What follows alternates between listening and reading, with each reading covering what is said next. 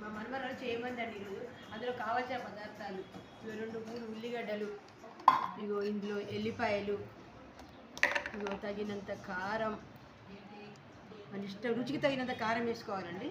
తర్వాత ఉప్పు, తగినంత ఉప్పు,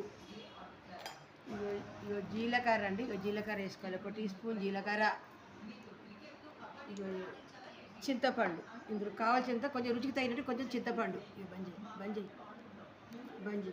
ఇవన్నీ ఇందులో వేసి ఇగో మిక్సీ పట్టుకోవాలండి. మిక్సీ పట్టుకోవాలి.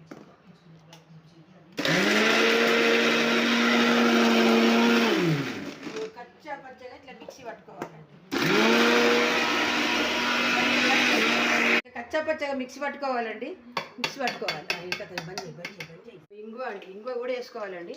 ఇంగువ తర్వాత ఇగో పసుపు, కలర్ వరకు పసుపు వేసుకోవాలండి. వేసుకున్న తర్వాత ఇగో మనం మిక్సీ పట్టుకున్న ఇగో ఈ పచ్చడిని ఇందులో వేసుకోవాలండి. మిక్సీ పట్టుకున్న పచ్చడి ఇందులో వేయాలి. వేసి ఇగో మంచిగా ఇట్లా కలుపుకోవాలండి. అలా ఇట్లా కలిపిన తర్వాత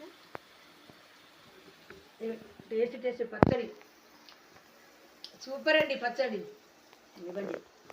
ఇట్లా పచ్చడి ఇందులో వేసుకోవాలండి. పోపులో వేసుకున్న తర్వాత వేడిగా పుల్లగా మంచిగా ఉల్లిగడ్డ పచ్చడి సూపర్ అండి. ఉల్లిగడ్డతో పచ్చడి ఏం కూర లేనప్పుడు వేసుకుంటే సూపర్ ఉంటుందండి. బాగుంది ఉల్లిగడ్డ పచ్చడి.